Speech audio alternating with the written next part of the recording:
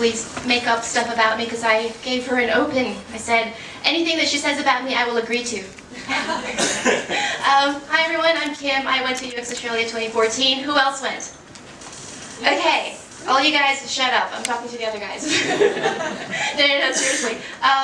The great thing about UX Australia is it's 2 days of the conference proper. There are workshops afterwards, and I'm just going to duck over here where I stand. There were 51 talks in 2 days, and only one of me, and 2 streams. And you can imagine, that's all I got to see. It was really frustrating. So what I'm going to try to do is explain to you how that was with me on day 3. Okay, so, yes, with the bum and all, because they feed you really well at UX Australia, and I had to, wait a while. Okay, so the thing about a conference, any conference, the reason why it's really hard to remember what the hell you just learned is because someone important said this, and they were so important I forgot who they were. But it was context versus content, right? And so the thing about conferences, and you'll just find this is wisdom right here, is that at a conference you get to learn and you widen what you need to learn.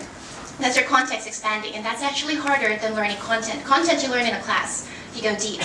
But when you go to a conference, you kind of just go, oh shit, I need to learn about that whole thing, which is probably a course, a semester, investing years in blogs, that kind of thing. So conferences are about context, which is why it's really hard to kind of go, what did you learn? I don't know, don't talk to me for 2 weeks, I'll think about it. So what I'm going to try to do is distill what I and my colleagues at Digital Learn, because we kind of huddled together after several days of just letting it digest. And we figured, what were the main things that came out of it?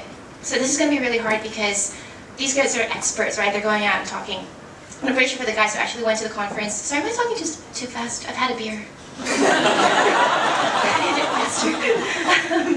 Okay, so we kind of like distilled everything that we found was actually our favorite lesson or what we gleaned from it.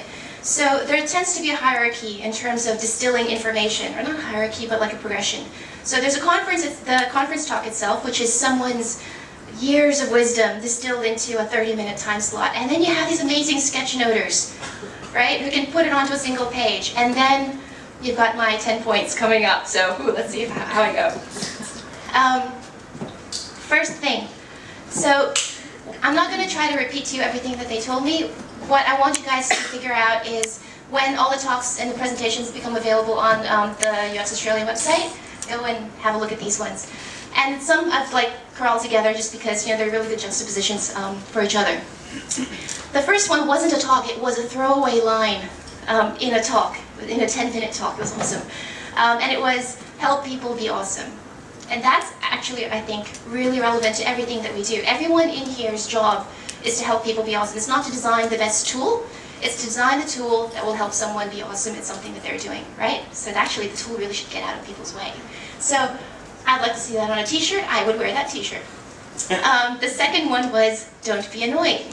And I'll tie back to that at some point. You guys remember, for those who went and saw, Michelle Berryman talked about this. And she was referring to iBeacons. And you go past the iBeacon and it detects your phone and it sends you a message, but it sends you the same freaking message every time you pass that iBeacon.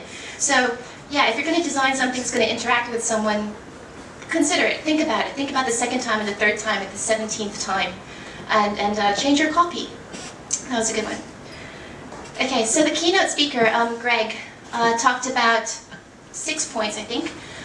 But the one that resonated the most, and this actually kind of became a recurring thing that other speakers picked up during the conference, it was about democratize design. And the essence of this is we need to stop being an us and them type of thing. It's not just the UXer or the interaction designer or the designer, full stop, who gets to design. And what we actually need to do is create smarter teams. The developers need to get involved in the design, and they get to think about, be empowered with making design decisions. And the designer can then help mentor and provide the framework for them to actually do that work. And you basically just raise the IQ of the entire team in terms of design. And then the designers can actually work on the harder stuff, and everybody else can just get on with it, rather than being bottlenecks and silos. So I thought that was actually pretty cool.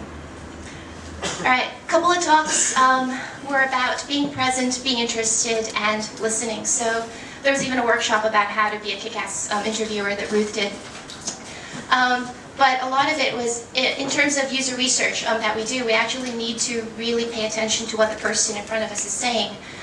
Steve Portigal talked about, he did the workshop, and it was a really awkward workshop, can I just say, because we had to do these exercises, stare into people's eyes for 60 seconds, and just not stare, look. Yeah, it was hard not to stare when they say don't stare. But the idea was to be present, and we just had to kind of focus and figure out what was going on in our heads. And there's a lot of mental chatter going on in our heads all the time, which means that when you're doing research, you actually have to be conscious of the fact that, are you actually paying attention? Or are you picking up what they're putting down, kind of thing? Be interested was a really good point about the fact that if you're interviewing someone or you're finding out about their situation or their context, because that's the goal that you need to work with, you actually have to be interested. Don't just go through your script. Pay attention to them. It ties back to being present and listen. That was a key one that came through. All right, a couple of talks that went sketch badly, and prototype. And a lot of it was around, so this is the kind of skill building part of the conference.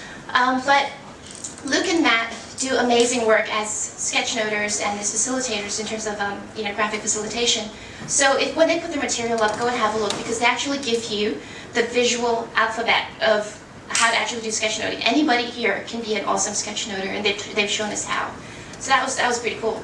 Karan talked about the fact that if you're going to sketch, do it badly. Because as soon as you start showing off your fancy designer skills, you alienate people, because they actually won't be able to interact with it. They won't want to pick up that pen and go, no, I actually mean this, because the design was too pretty. So you actually need to make it rough, make it accessible that way. So that was a favorite as well. And RS talked about prototyping. Always start with a prototype. And that prototype could be a sketch, or it could actually just be, mock something up, make it rough. And one of the examples, he was a complete foodie. And so his example was a chef who actually sketched out what his meals were going to look like. And he said, if a chef can sketch a meal, we have no excuse not to sketch a prototype. So,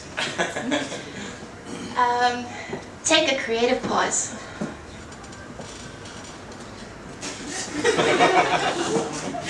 No, I'm kidding.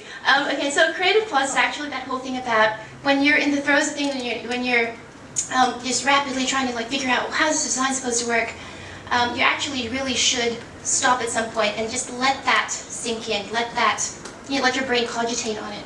And there's a process that actually happens in your brain as you're learning new things.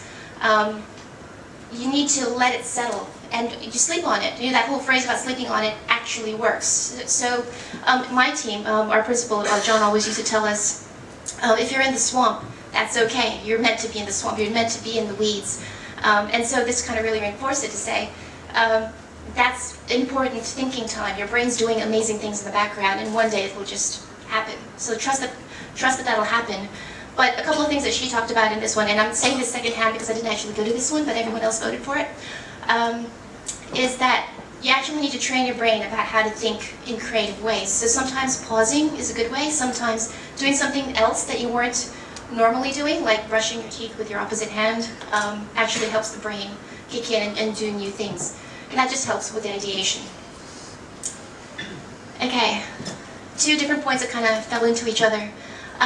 Dominique talked about her experience of telling stories. So she's a service designer. And the way she actually illustrated the entire story, based on the user research they did for the Victorian Library, I think, they just put the story up on the wall, and the librarians, the staff at the library, were able to actually go up to it, identify themselves in the story, and then start to use that diagram for something completely different. They were able to use the diagram to kind of go, and based on this thing and this process and what we do, so they started to own that story.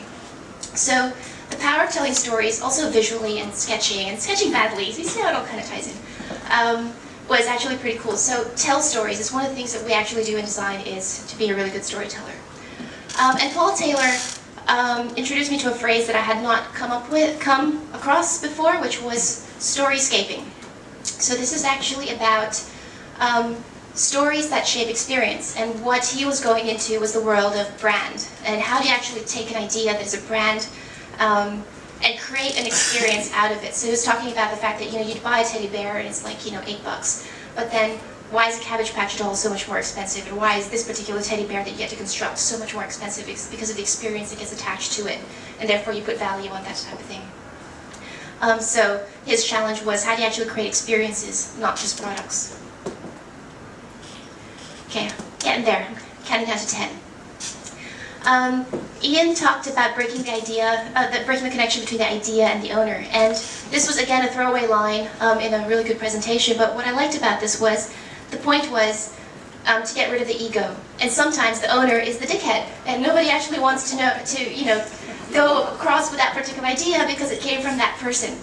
So, it happens, right? Right? Everyone's nodding. You all know dickheads out there with great ideas. So I thought it was an important point. I thought I'd pass that on to you. Alright, surface delight versus deep delight. The difference between dating and an actual relationship. So, there, that was it. No, it was their words. I swear to God, I did not make that up. But what they were talking about here was that surface delight, and when we were talking about creating delightful products. And they came up with a really cool phrase, which was minimum delightful product, so as opposed to viable. Because viable isn't really going to cut it these days, it actually has to be pretty cool, and delight is often what defines that. The surface delight is around the first time use, the interactions that are cute and fun and everything. But the regular use over time is actually what's going to make or break something, whether it becomes part of someone's usage or pattern or, goes on to the next one, cool. Yeah, rhythm, cadence. And the reason why the box is so big is I was trying to visualize time. It's a big, long thing. Two people actually talked about time. It came up quite a lot, but it was the first time I'd actually come across this phrasing or this concept in terms of the design that we do. Michelle Berryman did a great talk on the fact that time is the invisible factor that we actually are designing for, but we don't talk about. So it's invisible, it's hard to measure. Well, we know how to measure it, but we don't measure it in our design. We often do our design based on the interactions, the minute, whether the menu, flows out or swipes from a particular thing.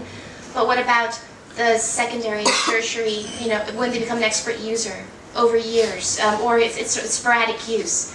So how do you actually think about that? What's the rhythm? What's the intensity of actual usage? And start planning for that, and start thinking about it when you're actually designing from the beginning.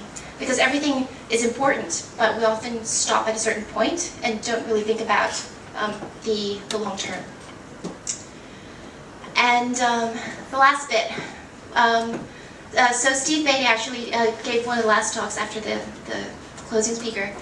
But this came up quite a lot in terms of taking a problem and then changing it on itself so that you could frame a problem and then reframe it. So Steve Portigal, I was lucky enough to be in his workshop. He did this really fun exercise, and I'd highly recommend it. So everyone got a Post-it, and on the Post-it you actually had to come up with like the worst idea ever. So that's kind of hard to do, right? It's like the opposite of our jobs. So, people came up with stuff like, one of the examples was candy for breakfast, or people were like, yeah, that's so not the worst idea. You're starting to think about it. But they'd sketch it out on a Post-it. The Post-it was the container for it. Then you'd hand it over to somebody else, and someone else had to come up with the perfect usage of that thing. So then you came up with an awesome scenario, and we started to get really into sci-fi to resolve some of these issues. But the idea was to just exercise that whole creativity about looking at a problem and then looking at the opportunity of that problem in the same space. And that was all about reframing it. And what Steve actually talked about was if you are able to reframe issues, take a step back, look at the issue, and then switch it on its head, reframe it, have a look at what-if possibilities. You actually can come up with some really interesting things, and that's where innovation, actual innovation happens. It's not a variation of something, it's turning something on its head. And Ian also talked about focusing on the intent. Get past what the organization is meant to do. Have an 11. Crap. I should have gone to 11. Yeah, I'll stop there. Come talk to me, I'll have another beer. Maybe it'll create. So that was that. And then everybody else was really kind enough to contribute stuff. There was really good advice there about, like, don't shag anyone in the same office as you. So, good career advice. Shit, it's being recorded. But yeah, a lot of stuff was about empathy, listening, and so it didn't stop the learning. Everybody at the conference was able to contribute. So the talks and presentations and slides are starting to progress. They're being uploaded onto the website. So go have a look, listen to the audio feed, and that was the extract. So hope to see you there 2015.